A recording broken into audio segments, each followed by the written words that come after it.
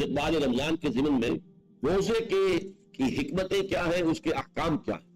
Number 1، شریعت محمدی میں روزے کی تدریجی فرضیت، یہ جو تمہیدی مضمون ہے اس ضمن میں وہ بہت اہم ہے۔ پہلی بات یہ جان لیجئے کہ اہل عرب جو ہے، قریش بھی اہل مکہ اور قریش کے تابع بقیہ تمام بنی اسماعیل بھی، اور ان کے تابع جو بھی عرب میں دوسرے قبیلوں کے لوگ تھے کہ جو عربی تھے اور مشرک تھے، وہ سب اس کے اندر مراد ہے۔ تو فرمایا گیا کہ ان لوگوں میں روزے کی عبادت معروف نہیں تھی۔ یا تو یہ ہے کہ حضرت ابراہیم علیہ السلام کے زمانے میں روزے کی عبادت تھی ہی نہیں، کیونکہ یہ لوگ اپنے قول کے مطابق ملت ابراہیم پر تھے، لیکن یہ ہے کہ بہرحال روزے کی عبادت سے ناشنا تھے۔ کیا وجہ ہے یہ ہم نہیں جانتے۔ آپ کو معلوم ہے نماز سے وہ واقف تھے، اگرچہ اس کا حلیہ انہوں نے بگاڑ دیا تھا، تالیاں بجاتے تھے، سیٹیاں بجاتے تھے یہ، لیکن نماز کہتے تھے اسے نماز۔ طواف سے وہ واقف تھے، اگرچہ اس کے ذمن میں اتنی گھناؤنی حرکت بھی کی تھی کہ مرد اور عورتیں وہ بالکل برہنہ ہو کر طواف کرتے تھے، تو اسے بہت فضیلت والی بات سمجھتے تھے، بہت خدا رسیدگی کی بات سمجھتے تھے کہ کامل برہنہ ہو کر طواف کیا جائے، لیکن بہرحال طواف تھا۔ اسی طرح قیام عرفہ، قیام منی یہ بھی موجود تھے۔ تو حج کے بھی بہت سے ارکان جو ہیں وہ ان کے ہاں معروف تھے، اور ویسے خیرات و صدقات، چاہے زکوٰۃ ایک خاص نظام کے تحت نہیں تھی، لیکن زکوٰۃ و صدقات، بھوکوں کو کھانا کھلانا، یہ ان کے ہاں اعلیٰ اقدار میں یہ چیزیں شامل تھی، اخلاقیات کے اونچے مقامات میں۔ اس صوم کا ان کے ہاں قطعاً کوئی ذکر نہیں تھا، روزے کی عبادت جو ہے ان کے ہاں بالکل نہیں تھی۔ البتہ صوم کا لفظ موجود، یہ لفظ وہ استعمال کرتے تھے اپنے گھوڑوں کے لیے، روزہ رکھواتے تھے گھوڑوں کو۔ اس کا پس منظر یہ ہے کہ ان کے ہاں آپ کو معلوم ہے کہ لڑائی، دنگا فساد، جنگ، اور یہ کہ غارت گری کرنا، لوٹ مار کرنا، یہ تمام عرب قبائل کا پیشہ تھا، اصل پیشہ یہی تھا۔ اس میں ان کے پاس دو جانور تھے، ایک تو اونٹ جو ہے وہ ان کی جو باب و ہوا ہے اور ان کے جو حالات ہیں اس کے ساتھ پوری مطابقت رکھتا ہے، یعنی اسے کئی دن کھانے کو نہ ملے اسے پرواہ نہیں، ہفتہ بھر پانی نہ ملے اسے کوئی پرواہ نہیں۔ اس اعتبار سے دھوپ کی کتنی ہی جو ہے تپش وہ اونٹ کو کچھ نہیں کہتی، لیکن یہ کہ وہ سست رفتار جانور ہے۔ لڑائی کے لیے، جنگ کے لیے، خاص طور پر غارت گری جہاں کرنی ہے، جہاں جا کر گویا کہ ڈاکہ مارنا، پھر دوڑنا ہے، بھاگنا ہے، واپس جانا ہے، تو انہیں گھوڑے کی ضرورت ہوتی تھی جو سریع رفتار ہے، لیکن گھوڑے میں یہ اوصاف نہیں تھے۔ وہ بھوک کو برداشت نہیں کر سکتا، مزمحل ہو جائے گا، وہ پیاس کو برداشت نہیں کر سکتا، مزمحل ہو جائے گا، وہ دھوپ کو برداشت نہیں کر سکتا، مزمحل ہو جائے گا، اور اگر یہ گھوڑا مزمحل ہو جائے تو سوار کا کیا حشر ہوگا، وہ آپ اسے اندازہ کر لیجئے کہ اصل میں جو پھر ہلاکت سوار کی ہوگی۔ اس لیے وہ اسے تیار کرتے تھے جنگ کی صعوبتوں کو برداشت کرنے کے لیے۔ اس کا دانا پانی بند کر دیا، اور اس کا منہ جو ہے وہ عرب بدو جو ہوتا تھا خود تو اپنا چہرہ اور سب لپیٹ لیتا تھا کپڑے کے اندر جب وہ چلتی تھی۔ ان کے یہاں باد سموم، تیز آگ جیسی ہوا جو ہے جس کے اندر ریت کے ذرات بھی ایسے ہوتے تھے گویا کہ کسی بھاڑ کی جو ہے اس کے اندر کی ریت جو ہے وہ چلی آ رہی ہے، تو گھوڑے کا رخ ادھر کر کے کھڑے کر دیتے تھے اس کو، خود اپنے منہ پر ڈاٹا باٹا باندھا ہوا اپنی حفاظت کے لیے، تاکہ اس کے اندر دھوپ کی سختی برداشت کرنے کی عادت پیدا ہو جائے، پیاس کی برداشت کرنے کی عادت پیدا ہو جائے، بھوک کو برداشت کرنے کی۔ اس کو کہتے تھے صوم۔ صوم کی لفظی معنی رک جانا۔ اب یہ کھانے پینے سے رکا ہوا ہے اور یہ دھوپ کی سختیاں برداشت کرنے کے لیے دھوپ کے اندر، اور وہ جو آتی تھی وہاں پہ باد سموم، اس کے اندر بھی اس کا سامنا کرنے کے لیے تیار ہے۔ تو یہ پس منظر ہے روزے کا لغوی اعتبار سے، اور یہ کہ اہل عرب جو ہے پرانے وہ اس عبادت سے ناواقف تھے، لہٰذا ہمیں پورے مکی قرآن میں اس کا کہیں ذکر نہیں ملتا۔ البتہ مدینے میں جب حضور تشریف لائے اور صحابہ کرام ہجرت کے بعد، تو یہاں آپ نے دیکھا کہ یہودی جو ہے وہ روزہ رکھتے ہیں یوم عاشورہ کا، 10 محرم کا۔ تو حضور نے دریافت کیا کہ یہ تم 10 محرم کو روزہ کیوں رکھتے ہو؟ تو انہوں نے کہا کہ یہ دن ہماری نجات کا دن ہے۔ 10 محرم کو اللہ تعالیٰ نے فرعون کو غرق کیا تھا اور ہمیں نجات دی تھی اس کے ظلم و ستم سے، تو شکرانے کے طور پر ہم روزہ رکھتے ہیں۔ تو انہوں نے فرمایا کہ موسیٰ کے تو پھر ہم تم سے زیادہ حقدار ہیں، ہم موسیٰ کو مانتے ہیں علیہ الصلوۃ والسلام، اور ان کی عزت کرتے ہیں، قدر کرتے ہیں، تو ہم بھی روزہ رکھیں گے۔ تو آپ نے صحابہ کو حکم دیا کہ عاشورہ کا روزہ رکھا۔ پھر کچھ عرصے کے بعد اللہ تعالیٰ کی طرف سے حکم آ گیا، اور یہ حکم جو ہے اس رکوع کی پہلی آیت کے اندر ہے، یا ایھا الذین آمنوا کتب علیکم الصیام کما کتب علی الذین من قبلکم لعلکم تتقون۔ لیکن جیسا کہ میں بعد میں بتاؤں گا، یہ حکم صوم رمضان کا نہیں ہے، بلکہ یہ کہ اللہ کے حکم سے پہلے 3 دن کے روزے فرض کیے گئے، ہر مہینے کی 13ویں، 14ویں اور 15ویں تاریخ کو روزہ رکھا۔ اس میں بڑی حکمت تھی، کیونکہ یہ عرب عادی نہیں تھے روزے کے، تو انہیں تدریجاً کھو کر کرنا تھا۔ ظاہر بات ہے کہ 30 دن جو ہے وہ تو بڑی مدت ہے، اور ظاہر بات ہے کہ مئی کا مہینہ بھی آ جائے گا، اس میں جون بھی آئے گا، جولائی بھی آئے گا، قیامت خیز مہینے آ جائیں گے، تو بڑی ہمت جواب دے جائے گی۔ تو پہلے روزہ ہر مہینے 3 روزے رکھنے کی ان کو مشق کرائی جائے تاکہ یہ عادی ہو۔ یہ 3 روزے اگر مئی میں بھی آ گئے، جون میں بھی آ گئے، تب بھی ٹھیک ہے، اس کو انسان 3 دن کی تو مشقت برداشت کر سکتا، تو پہلے یہ کیا گیا۔ لیکن اس کے ضمن میں یہ حکم دے دیا گیا، اس کو کہتے ہیں وجوب علی التخییر، یہ اختیار دے دیا گیا کہ یہ 3 روزے تم پر واجب کیے جا رہے ہیں، لیکن یہ کہ اگر تم یہ روزے نہ رکھو تو تم فدیہ دے سکتے ہو، ایک مسکین کو کھانا کھلانا صبح و شام، یہ ہے وجوب علی التخییر۔ دوسری رعایت یہ دی گئی کہ اگر کوئی شخص ان 3 تاریخوں میں بیمار ہو یا سفر پر ہو تو وہ تعداد دوسرے دنوں میں پوری کر لے۔ یہ ہے گویا کہ سب سے پہلا حکم جو دیا گیا ہے، اور اس کے ضمن میں اب میں چاہتا ہوں کہ آیت نمبر 2 آپ اچھی طرح پڑھ لیں، اپنا سامنے رکھیے اور اس کے حوالے سے یہ بات سمجھ لیں۔ ایام معدودات، یہ دن ہے چند گنتی کے۔ مجھے حیرت ہوتی ہے کہ جدید جو مفسرین ہیں جنہوں نے اردو میں ترجمے کیے ہیں، تفسیریں کی ہیں، ان سب کی نگاہوں سے یہ بات اوجھل رہی کہ یہ در حقیقت رمضان کے روزے کا ذکر نہیں ہے، بلکہ اس ابتدائی حکم سے متعلق ہے کہ جو ہر مہینے میں 3 دن کے روزے رکھنے کا حضور نے دیا تھا۔ لیکن یہ کہ میرا اپنا ذاتی واقعہ یہ ہے زندگی کا، اور یہ اہم واقعات میں سے ہے، میں جب میڈیکل کالج میں پڑھتا تھا، سمجھیے 19-20 سال کی میری عمر، اس وقت بھی مجھے یہ احساس ہوا تھا کہ یہ جو 2 آیات آئی ہیں یہاں ایک دوسرے کے تقابل میں، یہ بیک وقت نازل نہیں ہو سکتے، ان میں وقفہ ہوگا، اور یقیناً پہلا حکم کسی اور پس منظر میں ہے، دوسرا حکم جو بعد میں ہم دیکھیں گے وہ کسی اور پس منظر میں۔ تو میری رائے یہ تھی، اور میں اس پر قائم بھی تھا، بیان بھی کرتا تھا، لیکن ڈرتا تھا، اس لیے کہ اس وقت تک جتنی تفسیریں میں نے دیکھی تھی، ترجمے دیکھے تھے، ان میں سے کسی نے یہ بات کہی نہیں تھی۔ تو ایک آدمی اپنی رائے کے اوپر اتنی بڑی بات کہہ دے تو میں ڈرتا رہتا تھا، لیکن کہتا تھا کہ میری رائے یہی ہے۔ پھر اتفاق سے جماعت اسلامی ہند کا ترجمان ہوتا تھا ماہنامہ زندگی، عروج احمد قادری صاحب اس کے مدیر تھے۔ وہ تو ایک پرچہ آیا، اس میں انہوں نے تنقید کی تھی مولانا سید انور شاہ بخاری رحمۃ اللہ علیہ پر، یہ ان کشمیری رحمۃ اللہ علیہ سے، ان کے اوپر یہ تنقید کی تھی کہ انہوں نے یہ عجیب بات کہہ دی ہے کہ یہ جو حکم ہے یہ رمضان کا نہیں ہے، بلکہ رمضان سے پہلے جو حضور نے حکم دیا تھا 3 دن کے روزے رکھنے کو، اس سے متعلق۔ اب مجھے اس کے اوپر پورا اطمینان ہو گیا کہ اگر سید محمد انور شاہ کاشمیری رحمۃ اللہ علیہ کی رائے یہ ہے تو متفق گردید رائے ابو علی برائے من، مجھے اب اس سے زیادہ اور کسی سند کی ضرورت نہیں۔ بعد میں نے جب تفسیر کبیر امام راضی رحمۃ اللہ علیہ کی اس کا بھی مطالعہ شروع کیا تو میں حیران ہوا کہ سلف میں تو یہ رائے کثرت سے موجود تھی۔ کیا سبب ہوا ہے کہ آج کے دور کے جو مترجمین اور مصنفین ہیں ان کی نگاہوں سے بالکل یہ بات اوجھل ہو گئی؟ اس معاملے کو میں حل آج تک نہیں کر سکتا، لیکن اب میں پورے تیقن سے آپ سے کہہ رہا ہوں کہ یہ جو پہلی 2 آیتیں ہیں ان کا تعلق صوم رمضان سے نہیں ہے، بلکہ ان کا تعلق ہے وہ 3 دن کے۔ اس کی سب سے بڑی دلیل اس کے اندر موجود ہے ایام معدودات، گنتی کے چند دن۔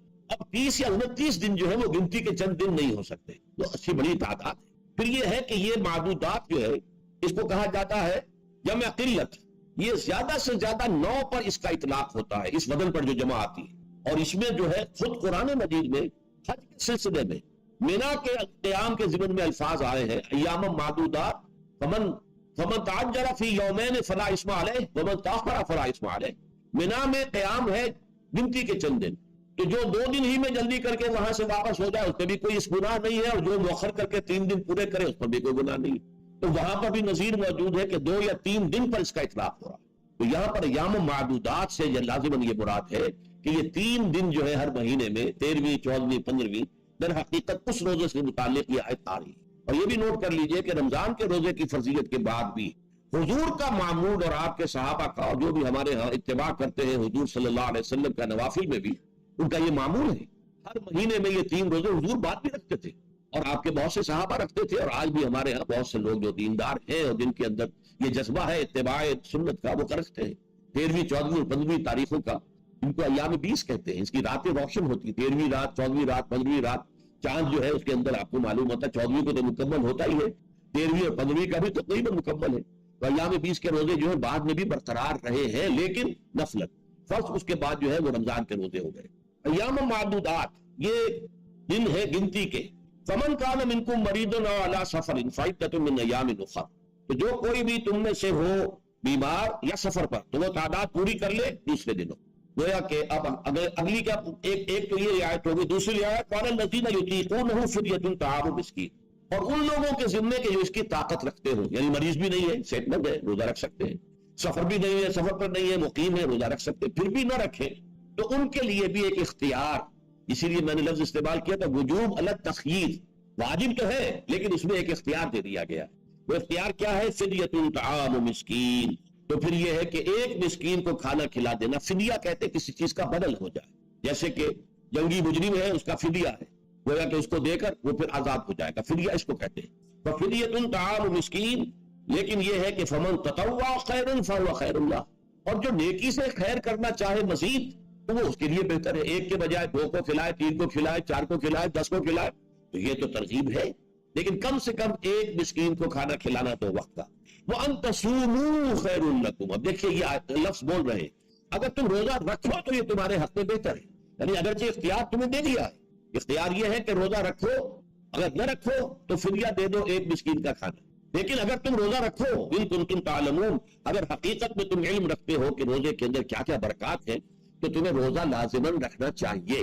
تشویق اور ترغیب موجود ہے، لیکن یہ کہ اس کی فرضیت یا وجوب نہیں ہے۔ یہ تھا ابتدائی حکم روزے کی صفت میں۔ اب اس کے بعد اگلی آیت جو ہے اس کے بھی پہلے حصے کو مت پڑھیے، شہر رمضان الذی انزل فیہ القرآن، اس کے بارے میں تو بعد میں گفتگو ہوگی، بینات من الہدی والفرقان، لیکن اگلا جملہ فمن شہد منکم الشہر فلیصم، اب یہ رمضان کے روزے کی فرضیت کا حکم آیا۔ رمضان کا مہینہ وہ ہے جس میں قرآن نازل کیا گیا، اس کے بارے میں جیسا کہ میں نے عرض کیا پھر بعد میں عرض کروں گا، لیکن جو شخص بھی تم میں سے موجود ہو اس مہینے میں، اپنے گھر پہ موجود ہے، اپنے شہر میں موجود ہے، سفر پر نہیں ہے، یا یہ ہے کہ جو شخص بھی اس مہینے کو پائے، اس کی زندگی میں یہ مہینہ آ جائے، یہ برکتوں کا ایک موقع اسے مزید حاصل ہو جائے، فلیصم، یہ امر کا صیغہ ہے، یہ وجوب ہے مطلقاً۔ اب اس میں جو 2 رعایتیں پہلے دی گئی تھی ان میں سے ایک کو برقرار رکھا، ومن کان مریضا او علی سفر فعدۃ من ایام اخر، یہی وہ الفاظ ہیں جن کی بنا پر میرا گمان اس وقت بھی یہ تھا کہ یہ 2 بیک وقت نازل نہیں ہو سکتی آیا، یہ جو تکرار ہے بے معنی تکرار ہو جائے گی پھر اگر ایک ہی وقت میں نازل ہو رہی ہے، اور قرآن مجید کی فصاحت اور بلاغت سے یہ چیز بعید ہے کہ وہاں پر اس طرح کی تکرار بلا سبب ہو رہی ہے۔ قرآن میں اور بہت سے آیات ہیں جن میں کہ آپ کو معلوم ہے کہ پورا رکوع ہے سورہ مزمل کا، اس میں قیام اللیل کا حکم ہے، پھر اسی کے آخر میں وہ آیت شامل کر دی گئی ہے جو کم سے کم 1 سال بعد نازل ہوئی ہے، جس میں کہ رات کے قیام کا وجوب ختم کر دیا گیا، اور صرف یہ کہ جتنا بھی تم سے ممکن ہو سکا کرو، ضروری نہیں ہے کہ 1/3 شب ہو، آدھی ہو، 2/3 ہو، جتنا بھی ممکن ہو قرآن پڑھا کرو رات کو، گویا کہ وہ فرضیت جو تھی قیام اللیل کی وہ ختم ہو گئی۔ اس حوالے سے وہ جو ناسخ ہے، منسوخ کرنے والی آیت بھی اس کے ساتھ ہی رکھ دی گئی تاکہ وہ جو اصل حکم تھا وہ بھی برقرار سامنے رہے، اور جس نے آ کر اسے منسوخ کیا وہ بھی برقرار رہے اور سامنے رہے۔ اسی طرح یہاں پر بھی یہ حکم آیا، کتنے عرصے کے بعد آیا یہ مجھے معلوم نہیں، لیکن یہ کچھ عرصے کے بعد آیا ہے کہ رمضان کا مہینہ وہ ہے کہ جس میں قرآن نازل کیا گیا۔ اب جو شخص بھی اس مہینے کو پائے اس پر لازم ہے کہ اس کے روزے رکھے، ہاں من کان مریضا او علی سفر، جو شخص ہو مریض، بیمار ہو یا سفر پر ہو، فعدۃ من ایام اخر، تو وہ تعداد پوری کر لے دوسرے دنوں میں۔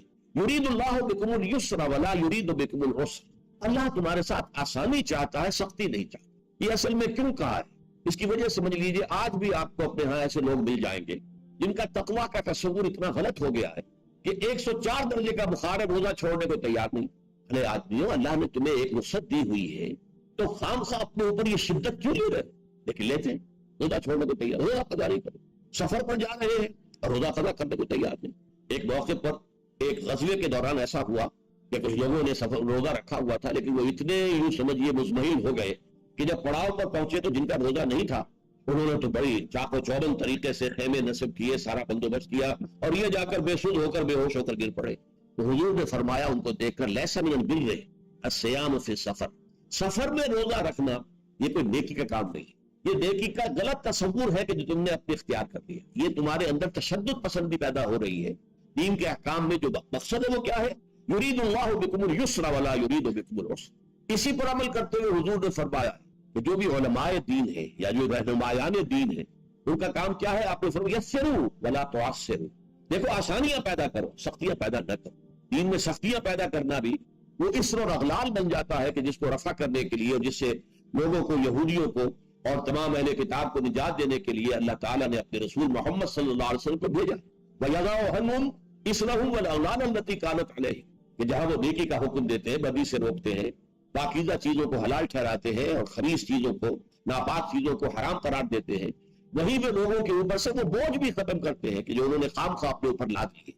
ان میں سے یہ بھی ہے کہ یہ نیکی کا کام نہیں ہے کہ آپ سفر میں ہیں اور روزہ رکھ رہے ہیں۔ یرید اللہ بکم اليسر ولا یرید بکم العسر وَلِتُكْمِلُوا الْعِدَّةَ، لیکن یہ بات واضح رہے کہ اب تمہارے لیے تعداد کو پورا کرنا لازم ہے، یہ نہیں ہے کہ آپ اس کی جگہ پر فدیہ دے دیں تو بات پوری ہو جائے گی، نہیں۔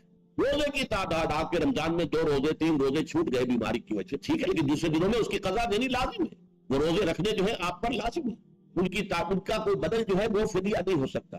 البتہ یہ نوٹ کر لیجئے یہ حکمت نبوی ہے کہ یہاں اگرچہ وہ فدیے کا حکم جو ہے گویا کہ بظاہر قرآن مجید کے الفاظ سے محسوس ہوتا ہے کہ مطلقاً منسوخ ہو گیا، لیکن حضور نے اس کو خاص حالتوں میں باقی رکھا ہے۔ کوئی شخص اتنا بوڑھا ہو چکا ہے یا خاتون اتنی بوڑھی ہو چکی ہے کہ دن بھر کا فاقہ جو ہے اس میں اندیشہ ہے کہ کہیں ہلاک نہ ہو جائے، کوئی مریض ہے، مرد ہے یا عورت ہے، وہ ڈائبٹیز کی مریضہ ہے، اس کو وہ شوگر کا مرض ہے اور وہ اس کو برداشت نہیں کر سکتی، شوگر لیول بہت نیچے ہو جائے تو موت واقع ہو سکتی۔ کوئی ایسا مریض ہے جس کو مرض سے شفا پانے کی کوئی امید ہے ہی نہیں کہ میں مرض سے شفا پا جاؤں گا یا پا جاؤں گی تو اس کے بعد میں روزہ مکمل کر دوں گی، نہیں۔ ایسے لوگوں کے لیے حضور نے اس رعایت کو برقرار رکھا کہ ایسے لوگ اگر ایک مسکین کو کھانا کھلا دے تو یہ فدیہ بچ جائے۔ لیکن جو بھی شخص صحت مند ہو اور صحت کی توقع رکھتا ہو اور جو شخص بھی طاقت رکھتا ہو روزے کا قضا کر دینے کا، اس کے لیے لازم ہے کہ روزوں کی قضا کرے۔ وَلِتُكْمِلُوا الْعِدَّةَ وَلِتُكَبِّرُوا اللَّهَ عَلَى مَا هَدَاكُمْ، اور تاکہ تم اللہ کی کبریائی کا اعلان کرو اس چیز پر کہ جو اس نے تمہیں ہدایت عطا فرمائی۔ اب اس کا ایک تو ظاہر ہے کہ جب روزے ختم ہوتے ہیں عید الفطر میں تکبیر اضافی تکبیرات کے ساتھ 2 رکعتیں ہیں جو ہم ادا کرتے ہیں۔ احناف کے نزدیک 6 اضافی تکبیرات ہیں اور اہل حدیث کے نزدیک 12، لیکن تکبیرات ہیں اضافی۔ اور یہ کہ جاتے ہوئے اور آتے ہوئے عید کے لیے آپ جا رہے ہیں تو تکبیرات پڑھتے ہوئے جائیے، واپس آ رہے ہیں تکبیر پڑھتے ہوئے آئیے، اور یہ بھی کہ جاتے ہوئے راستہ کوئی اور، آتے ہوئے راستہ کوئی اور اختیار کیجئے تاکہ پورا شہر پوری بستی جو ہے تکبیر کی آواز سے گونجے۔ یہ ظاہر ہے، باطن اس کا کیا ہوگا؟ اللہ کی کبریائی کا اعلان کرو، اللہ کی کبریائی کو نافذ کرنے کی کوشش کرو۔ جب اللہ نے تمہیں ہدایت دے دی ہے، تمہیں اپنے دین حق سے نواز دیا ہے، تمہارا فرض ہے کہ اس کو قائم کرو، اس کے لیے جد و جہد کرو، اس کے لیے تن من دھن لگاؤ، اس کے لیے جان اور مال سے جہاد کرو۔ وَلِتُكَبِّرُوا اللَّهَ عَلَى مَا هَدَاكُمْ وَلَعَلَّكُمْ تَشْكُرُونَ، اور تاکہ تم واقعتاً شکر کرو۔ اس پر بھی گفتگو بعد میں ہوگی۔ یہ حکمت صوم کے حوالے سے ہے یہ لفظ۔ اس کے بعد جو ہے ایک آیت چھوڑ کر پھر اگلی 5ویں آیت پڑھیے۔ یہ ہے تکمیلی احکام۔ ابتدائی احکام آ گئے، نمبر 2 میں صوم رمضان کا حکم آ گیا۔ نمبر 3 پر ہوا کیا تھا کہ جب روزوں کا حکم دیا گیا تو چونکہ مثال آپ نے رکھی تھی یہود کی کہ یہود جو ہے عاشورہ کا روزہ رکھتے ہیں تو ہم بھی کیوں نہ رکھیں، مسلمانوں تم بھی رکھو۔ اس سے گمان یہ کیا گیا کہ جو احکام یہود کی شریعت میں ہے روزے کے، شاید وہی ہماری شریعت میں بھی ہے، اور ان کی شریعت میں یہ تھا کہ رات کو سو گئے تو روزہ شروع ہو گیا، اور وہ روزہ اب نہ کوئی سحری ہے نہ رات میں کے دوران کوئی میاں اور بیوی جو ہے وہ ہم بستری کر سکتے ہیں، بلکہ یہ کہ وہ روزہ صبح سے لے کر پھر جب رات کے بعد صبح آئے گی، صبح سے پھر دوپہر اور شام اور غروب آفتاب پر جا کر روزہ ختم ہوگا۔ گویا کہ کم و بیش 20 گھنٹے کا روزہ یا 21 گھنٹے کا روزہ، کیونکہ اگر غروب آفتاب کے 3 گھنٹے کے بعد آدمی سو گیا تو وہاں سے جو روزہ شروع ہوا ہے تو غروب آفتاب پر اگلے روز جو ہے وہ ختم ہوگا تو ہو جائے گا 20-21 گھنٹے کا روزہ۔ یہ روزے کا حکم لوگوں نے سمجھا، اس کی صراحت کوئی نہیں تھی، لیکن لوگ جو ہے کیونکہ صراحت منفی بھی نہیں تھی مثبت بھی نہیں تھی، لہذا وہ رات کے وقت میں جب دن ہوتے تھے روزوں کے، ان کی راتوں میں وہ اپنی جو بھی ایک طبیعی ضرورت ہے جو ہم بستری ہے میاں اور بیوی کی، شوہر اور بیوی کی، وہ کر گزرتے تھے جذبات کے اندر جو بھی اس وقت ان کی احتیاج ہوئی، دل میں کھٹک رہتی تھی کہ پتہ نہیں ہم نے یہ صحیح کام کیا نہیں کیا، غلط کیا، تو اس سے یہ کہ ظاہر بات ہے کہ پھر قرآن مجید اسے قرار دے رہا ہے اپنے آپ سے خیانت کرنا۔ جب انسان اپنے ضمیر کے خلاف کوئی بات کر رہا ہو تو چاہے وہ بات صحیح ہے لیکن وہ اسے گناہ سمجھ کے کر رہا ہے تو اس نے تو گناہ کیا، وہ اپنے آپ سے تو خیانت کر رہا ہے۔ ایک شخص ہے وہ بکری کا گوشت کھا رہا ہے لیکن سمجھتا یہ کہ یہ سور کا گوشت ہے، تو اس نے تو سور ہی کا کھایا نا، اس نے بکری کا تو نہیں کھایا، لیکن اس نے سمجھا یہ کہ یہ سور کا گوشت کھا رہا ہے۔ اس حوالے سے ایک دغدغہ سا دل میں رہتا تھا، پریشانی۔ تو اب جو یہ 5ویں آیت ہے، طویل ترین آیت ہے اس سلسلے کی، اس میں روزے کے تکمیلی احکام آ گئے جو ابدی ہیں، آج تک قائم ہیں اور قیامت تک قائم رہیں گے۔ فرمایا احل لکم لیلۃ الصیام الرفث الی نسائکم، اے مسلمانوں روزے کی راتوں میں تمہارے لیے حلال کر دیا گیا ہے اپنی بیویوں سے اپنی خواہش کا پورا کرنا۔ رفث الی نسائکم ہن لباس لکم وانتم لباس لہن، وہ تمہارے لیے بمنزلہ لباس ہے، جیسے لباس کے اور انسان کے بدن کے درمیان کوئی حجاب نہیں ہوتا، ایسے ہی شوہر اور بیوی کے درمیان بھی کوئی حجاب نہیں رہتا۔ ہن لباس لکم وانتم لباس لہن، اور ویسے بھی ایک معنی میں کہ جیسے لباس آپ کو گرمی کی شدت سے بچاتا ہے، ورنہ ہو سکتا ہے کہ تیز دھوپ جو ہے جو عرب میں ہوتی تھی وہ تو آپ کی کھالوں کو جلا دے، تو یہ حفاظت کا ایک ذریعہ بھی ہے۔ اسی طریقے سے شوہر کے لیے بیوی اپنی عفت و عصمت کو برقرار رکھنے کے لیے ایک ذریعہ ہے کہ کہیں حرام میں منہ نہ مارے، بیوی موجود ہے، حلال ذریعے سے اپنی خواہش پوری کرے، اور بیوی کے لیے شوہر اسی طریقے سے ایک ڈھال بن جاتا ہے کہ اسے خام خواہ ادھر ادھر دیکھنے کا کوئی خیال بھی کبھی نہ آئے، اس کی جو بھی نفسانی خواہش ہے اس کی شوہر پورا کر رہا ہے. تو اس اعتبار سے بھی ہن لباس لکم وانتم لباس لہن. علم اللہ انکم کنتم تختانون انفسکم. اللہ کے علم میں ہے کہ تم اپنے آپ سے خیانت کر رہے تھے. اس کی وضاحت میں پہلے کر چکا ہوں کہ دل میں یہ دغدغہ تھا کہ یہ حرام کام کر رہے ہیں. یہ گویا کہ اپنے آپ سے خیانت, اللہ سے بغاوت نہیں تھی. کیوں کہ اللہ تعالیٰ کی طرف سے تو حکم تمہیں معلوم تھا ہی نہیں ابھی آیا اس کی اجازت ہے یا نہیں ہے, لیکن اپنے آپ سے تو خیانت کر رہے ہو نا. تم یہ سمجھ رہے تھے کہ یہ نہیں ہونا چاہیے, یہ گویا کہ ممنوع ہے اور کر رہے تھے. تو اس کو کہا کہ تم اپنے آپ سے خیانت کر رہے تھے. علم اللہ انکم کنتم تختانون انفسکم فتاب علیکم. تو اللہ نے تم پر اپنی رحمت اور مغفرت کے ساتھ توجہ فرمائی, یعنی جو کچھ اب تک ہو چکا ہے اسے اللہ نے معاف کر دیا, اسے صاف کر دیا, کلین سلیٹ. اب تمہارا جو اعمال نامہ ہے اس میں اس طرح کا اگر کوئی عمل درج ہو گیا ہے تو اللہ نے صاف کر دیا. وعفا عنکم, اور تمہیں معاف بھی کر دیا. فالآن باشروہن, تو اب تم ان کے ساتھ جو بھی تعلق زن و شو ہے اس کو اختیار کر سکتے ہو. فالآن باشروہن وابتغوا ما کتب اللہ لکم, اور حاصل کرو وہ کچھ جو کچھ اللہ نے تمہارے لیے لکھ دیا. یہ تعلق زن و شو سے دو چیزیں ہیں کہ جو مقصود ہے. ایک تو سب جانتے اولاد, ہر انسان کی خواہش ہوتی ہے کہ میری نسل کا تسلسل باقی رہے, لیکن نمبر دو ایک شے اور ہے قرآن مجید میں بیان کیا گیا, بولے تسکنوا الیہا. اس میں ایک سکون ہے, اس میں جو بھی ہے, جو بھی عمل ہے مباشرت کا, اس میں ایک اعصابی طور پر سکون کی کیفیت انسان کو حاصل ہو. تو یہ بھی مطلوب و مقصود ہے. تو ما کتب اللہ لکم, تمہارے لیے اللہ نے اس میں ایک تو اولاد کا معاملہ رکھ دیا ہے اور ایک تمہارے لیے سکون کا, لتسکنوا الیہا, تاکہ تم ان کی طرف توجہ کر کے سکون حاصل کرو. فالآن باشروہن وابتغوا ما کتب اللہ لکم وکلوا واشربوا. اب سحری کا حکم آ گیا. وَكُلُوا وَاشْرَبُوا حَتَّى يَتَبَيَّنَ لَكُمُ الْخَيْطُ الْأَبْيَضُ مِنَ الْخَيْطِ الْأَسْوَدِ مِنَ الْفَجْرِ. اور کھاتے رہو اور پیتے رہو یہاں تک کہ تمہارے لیے فجر کے وقت کے اعتبار سے سفید ڈوری سیاہ ڈوری سے بالکل علیحدہ ہو جائے. اصل میں اس کو بعض صحابہ نے تو سمجھا کہ یہ لغوی معنی اس کے لیے کہ آپ اپنے تکیے میں ایک سفید دھاگا رکھ لیا اور ایک کالا رکھ لیا, اور دیکھتے رہتے تھے. جب یہ سفید اور کالا علیحدہ علیحدہ نظر آنے لگے تو پھر روزے کا رکھنے کا وقت شروع ہو چکا اور اب کھانا پینا بند کر دیا جائے. فرمایا گیا یہ مراد نہیں ہے. یہ جب پاؤں پھٹتی ہے تو اس کے اندر ایک سفید سی لکیر جو ہے افق کے اوپر آتی ہے, یہ ہے مراد, کہ وہ جو سفید لکیر ہے وہ ظاہر ہو جائے اور وہ رات کے اختتام کا گویا کہ ایک اعلان اور علم بن جائے. تو وَكُلُوا وَاشْرَبُوا, اب اس کی جو ہے بڑی تاکید کی گئی. تَسَحَّرُوا فَإِنَّ فِي السَّحُورِ بَرَكَةٌ, سحری ضرور کیا تھا اور یہ در حقیقت برکت کا ذریعہ. یہ بھی آپ نے فرمایا ہمارے اور یہود کے روزے کے مابین جو فرق ہے وہ سحری ہے. یہ سحری کیونکہ روزہ جو ہے وہ فجر سے لے کر اور غروب آفتاب تک ہے, طلوع آفتاب سے نہیں فجر سے, جبکہ وہ سفیدہ سحر جس کو ہم کہتے ہیں نمودار ہو جائے. طلوع آفتاب کا بھی 1.5 گھنٹے بعد ہوگا کہیں جائے, لیکن اس وقت جو ہے روزہ شروع, غروب آفتاب پر ختم. اس حوالے سے اس سے پہلے کھانا پینا, اور اس میں بھی فرمایا گیا کہ بعض لوگ بہت زیادہ احتیاط کرتے ہیں, وہ صحیح نہیں ہے. اس لیے کہ فجر کے لیے اذان جب دیتے تھے اس میں بعض حضرات ذرا جلدی کرتے تھے. حضور نے فرمایا کہ نہیں دیکھو یہ ذرا جلدی کر دیتے ہیں, اگر تم میں سے کسی کے ہاتھ میں پیالہ ہے, ابھی وہ کچھ کھا رہا ہے, اذان ہو گئی تو وہ اپنا پیالہ پورا کر لے. اس میں بھی تشدد کی ضرورت نہیں, جیسے کہ اس سے پہلے ہم پڑھ چکے یسروا ولا تعسروا یرید اللہ بکم اليسر ولا یرید بکم العسر. اللہ تمہارے ساتھ آسانی چاہتا ہے, سختی نہیں چاہتا. تو اسی طرح فرمایا وَكُلُوا وَاشْرَبُوا حَتَّى يَتَبَيَّنَ لَكُمُ الْخَيْطُ الْأَبْيَضُ مِنَ الْخَيْطِ الْأَسْوَدِ مِنَ الْفَجْرِ ثُمَّ أَتِمُّوا الصِّيَامَ إِلَى اللَّيْلِ. پھر اب روزے کو پورا کرو رات تک. إِلَى اللَّيْلِ میں پھر بڑی بحثیں ہوئی ہیں.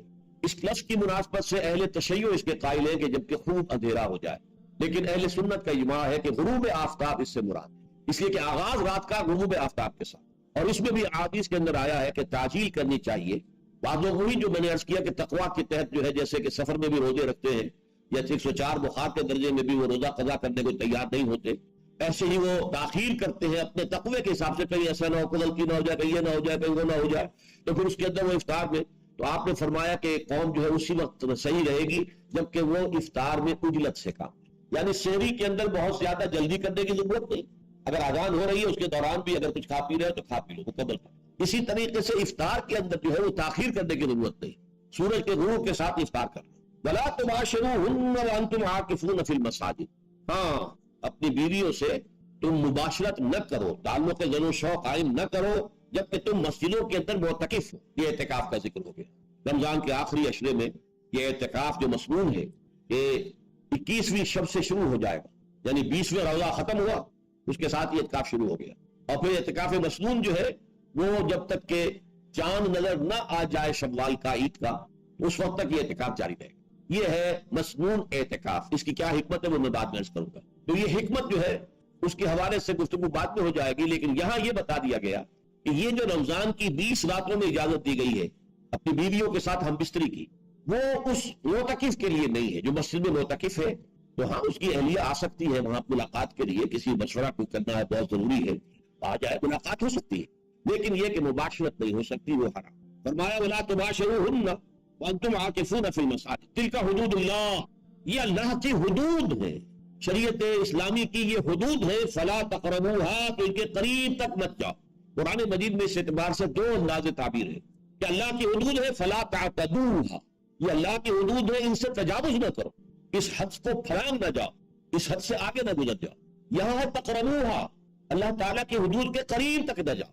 اس کی وجہ ایک حدیث میں بیان کر دی گئی ہے کہ جیسے ہر بادشاہ کی ایک چراگاہ ہوتی ہے، وہ صرف شاہی جو بھی ہے جانور ہیں ان کے یا گھوڑے ہیں یا کوئی اور ہیں ان کے چرنے کے لیے ہے. وہاں پہ کوئی رعایت کا کوئی آدمی اپنی بھیڑ بکریاں وغیرہ نہیں لے جا سکتا. وہ حما کہلاتا تھا کہ یہ شاہ کے لیے مخصوص ہے. لکل ملک حمن وحم اللہ محارمہ، اللہ بھی بادشاہ ہے کائنات کا، ارض و سما کا، اس نے بھی جن چیزوں کو حرام کر دیا وہ حما ہے، اس میں داخل نہیں ہونا تمہیں. تو فرمایا کہ جو چرواہا اپنی بھیڑوں کو بالکل اس کی آخری حد تک لے جائے گا تو اندیشہ ہے کہ کوئی بھیڑ کوئی بکری چھلانگ لگائے اور اس چراگاہ میں داخل ہو جائے. اس لیے کیپ این ڈسٹینس، ایک فاصلے پر رہو. احتیاط کا تقاضا یہ ہے کہ اس آخری حد کے قریب نہ جاؤ. فلا تقربوها، اس کے قریب نہ جاؤ. ان حدود کی تو سختی کے ساتھ پابندی کرنی ہے. ان کے لیے یہ ہے کہ ان کو نہ صرف یہ کہ ان سے تجاوز نہیں کرنا بلکہ ان سے ذرا کچھ فاصلے ہی پر اپنے آپ کو رکھنا ہے.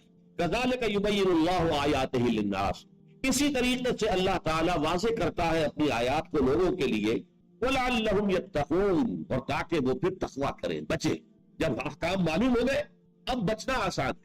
جب احکام معلوم نہیں تو اندیشہ ہے کہ کہیں کسی حرام کے اندر جو ہے وہ ملبس ہو جائے. جیسے کہ ایک حدیث میں آتا ہے کہ الحلال بین والحرام بین وبینہما مشتبہات، حلال کیا ہے یہ بھی واضح ہے، حرام کیا ہے یہ بھی واضح. البتہ ان دونوں کے مابین کچھ چیزیں ہوتی ہیں متشابہات، پتہ نہیں حلال ہے کہ حرام ہو، تو تم بچو، ان چیزوں سے بھی بچو، اس لیے کہ اس کے اندر حرام ہونے کا اندیشہ ہے نا، لہذا ان سے بھی بچو. جو صریحاً حلال ہے اسی پر اکتفا، جن کے بارے میں تعین نہیں ہو پا رہا ہے کہ وہ حلال ہے، البتہ یہ بھی ثابت نہیں ہو رہا ہے کہ وہ حرام ہے، تو ان سے بچ. یہ تقویٰ کا تقاضا ہے. اگرچہ قانونی اعتبار سے یہ کہا جائے گا کہ وہ مباح، جس شے کی حرمت کا ثبوت ہمیں کتاب اللہ اور سنت رسول سے نہ ملے وہ مباح ہے، لیکن یہ ہے کہ تقویٰ کا تقاضا یہ ہے.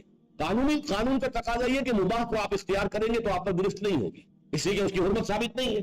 لیکن تقویٰ کا تقاضا یہ ہے کہ آپ صرف اس شے پر اکتفا کریں کہ جس کے حلال ہونے کے لیے ثبوت اور دلیل موجود. تو یہ ہے کہ تلک حدود اللہ فلا تقربوها كذلك يبين الله لكم للناس آیاتہ للناس لعلهم يتقون.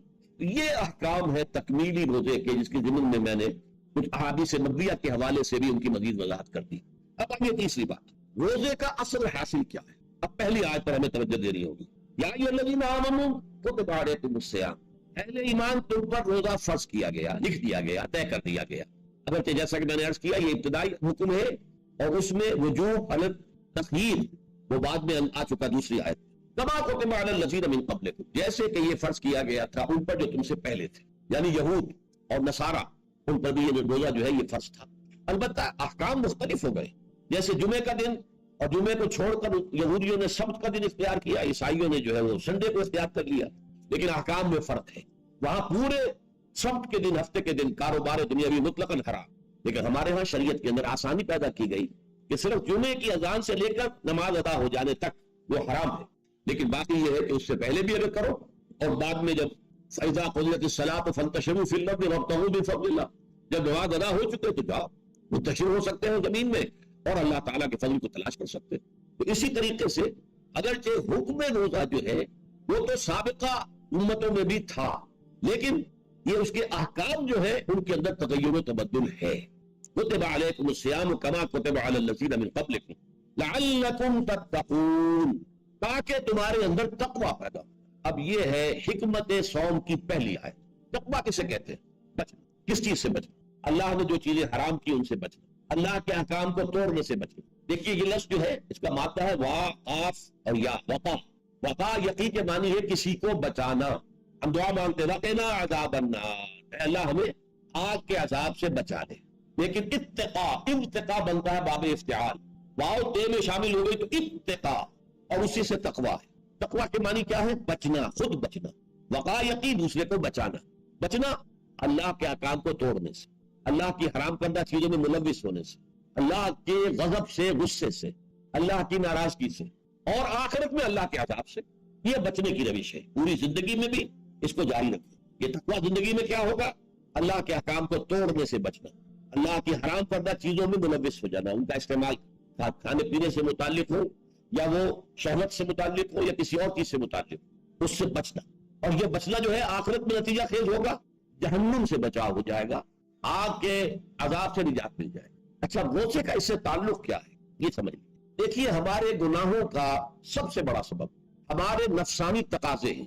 ہم ایک حیوان بھی ہیں اور حیوان سے بڑھ کر بھی کچھ ہے، وہ میں بعد میں عرض کروں گا، لیکن حیوان تو ہے۔ جیسے ہر حیوان کو کچھ خوراک کی ضرورت ہے، ہمیں بھی ضرورت ہے۔ ہر حیوان کو بقائے نسل کا معاملہ جنسی ہے، وہ ہمارا بھی ہے۔ ہر حیوان کو کوئی نہ کوئی سر چھپانے کی جگہ چاہیے، کوئی گھونسلہ ہو، کوئی کھو ہو، کوئی بل ہو، کچھ بھی ہو، اس سے چاہیے آخر۔ اسی طریقے سے ہمارے سارے تقاضے، حیوانات کو بھی آرام چاہیے، ہمیں بھی آرام چاہیے۔ یہ حیوانی تقاضے جو ہے، جن کو ہم کہیں گے اینیمل انسٹنکٹس، ہمارے وجود کے اندر ہیں یہ، اور ان کا تقاضا ہمارے اندر سے ابھرتا ہے۔ اسی کو اڈ اینڈ لیبیڈو کہا ہے فرائڈ نے۔ جدید نفسیات کا بابا آدم جو ہے وہ فرائڈ ہے، اس نے اسے اڈ اور لب سے تعبیر کیا، اس سے اوپر سیلف کو لایا، اور اس کے بعد جو ہے وہ سپر ایگو ہے۔ تو یہ تین درجے اس نے متعین کیے ہیں، اور میں اس کی دقت نظر، ایکٹیویٹی آف آبزرویشن کا بہت قائل ہوں۔ اگرچہ نظریات کا جو نتیجہ اس نے نکالا ہے وہ غلط ہے، لیکن ایکٹیویٹی آف آبزرویشن کا قائل ہوں کہ اس نے انسانی شخصیت کے تین لیولز کو آئیڈینٹیفائی کیا۔ یہی تین لیولز ہمارے ہاں، نفس، قلب، روح، یہ تین لیولز۔ اس نے کہا اڈ اینڈ لیبیڈو یہ لوسٹ ہے، پھر ایگو، سیلف، پھر سپر ایگو۔ تین لیول وہ بھی مانتا، اگرچہ ان کی تعبیر اس نے غلط کی ہے، لیکن جہاں تک اڈ اور لیبیڈو کی تعبیر ہے وہ صحیح ہے، وہ حیوانی تقاضے۔ اچھا ان حیوانی تقاضوں کے بارے میں یہ بات بالکل واضح رہنی چاہیے کہ یہ اندھے بہرے ہیں، انہیں صرف اپنی گریٹیفیکیشن، اپنے تسکین سے جو ہے ساری بحث ہے۔ اس سے کوئی غرض نہیں کہ حلال ذریعے سے ہو، حرام ذریعے سے ہو۔ پیٹ کھانے کو مانتا ہے بھوک کے اندر، اب آدمی جو ہے حرام کے لیے بھی بیمار بیٹھتا ہے، یہاں تک کہ خود شریعت اجازت دیتی ہے کہ اگر جان پر بن جائے آدمی جو ہے وہ فاقے سے مر رہا ہو تو وہ کوئی حرام چیز کھا کر بھی اپنی جان بچا سکتا ہے، لیکن عام حالات میں نہیں۔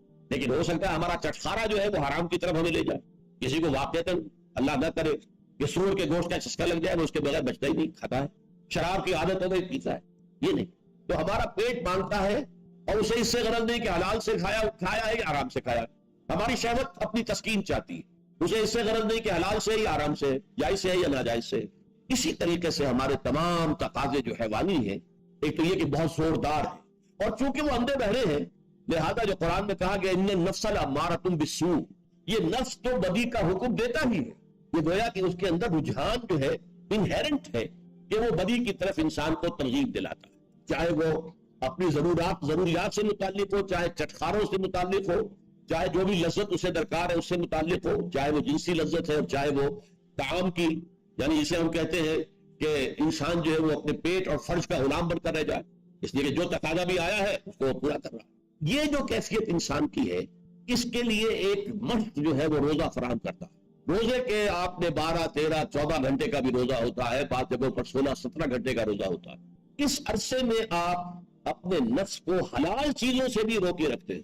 اس منہ گھوڑے کو جو ہے آپ اس کی لگام کس کر رکھتے ہیں کہ حلال بھی نہیں کھانے دے رہے، بھوک لگی ہو یا کھانا بہترین موجود ہے نہیں کھا سکتے، اللہ کا حکم نہیں، اللہ کی اجازت نہیں۔ شدید پیاس ہے، بہترین مشروبات فریج میں رکھی ہوئی ہے، نہیں کھا سکتے، نہیں پی سکتے، جائز نہیں ہے، حالانکہ حلال ہے، حرام نہیں ہے۔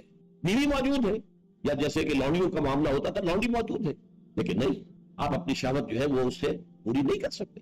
یہ پابندیاں نفس کے اوپر لگانا، یہ ایک مشق، یہ ایک ریاضت ہے۔ اس ریاضت کا حاصل یہ ہونا چاہیے کہ انسان بقیہ 11 مہینوں میں اپنے آپ کو حرام سے تو بچائے نا۔ یہاں وہ حلال سے رکا ہوا اللہ کے حکم سے، کہ حلال چیز بھی نہیں کھا رہا، دن بھر نہیں پی رہا، دن بھر نہیں اپنی کوئی شہوت پوری کر رہا، دن بھر حلال ذرائع سے بھی، تو اس سے اس کے اندر یہ ایک جس کو ہم کہیں گے سیلف کنٹرول پیدا ہو جائے، اپنے نفس کو قابو میں کر لے۔ یہ گویا کہ اس کا سب سے پہلا اس روزے کی ریاضت، روزے کی مشق کے حوالے سے یہ اس کی حکمت ہوئی کہ اس سے کے ذریعے سے انسان میں سیلف کنٹرول پیدا ہو رہا ہے، ضبط نفس۔ یہاں پہ تھوڑی سی میں وضاحت کر دوں، رہبانیت کے اندر آپ کو معلوم ہے کہ سیلف اینیہیلیشن، انگریزی الفاظ جو ہیں وہ زیادہ بعض لوگوں کے لیے واضح ہوں گے، نفس کشی، نفس کو کچل دینا، ختم کر دینا، مار دینا، یہ رہبانیت میں ہوتا، اسلام میں نہیں۔ اسلام کا نظام بہت متوازن ہے۔ ان لنفسک علیک حقا وان لزوجک علیک حقا وان لزوجک علیک حقا۔ حضور نے فرمایا دیکھو تمہارے نفس کا بھی تم پر حق ہے، اسے مناسب حد تک آرام دینا بھی تمہارے ذمے ہے، اسے غذا بہت پہنچانا بھی تمہارے ذمے ہے۔ فرق صرف کیا، حلال سے ہو حرام سے نہ ہو، اس کی شہوت کو پورا کرنا بھی تمہارے ذمے ہے۔ فرق صرف کیا ہے، جائز راستے سے ہو حرام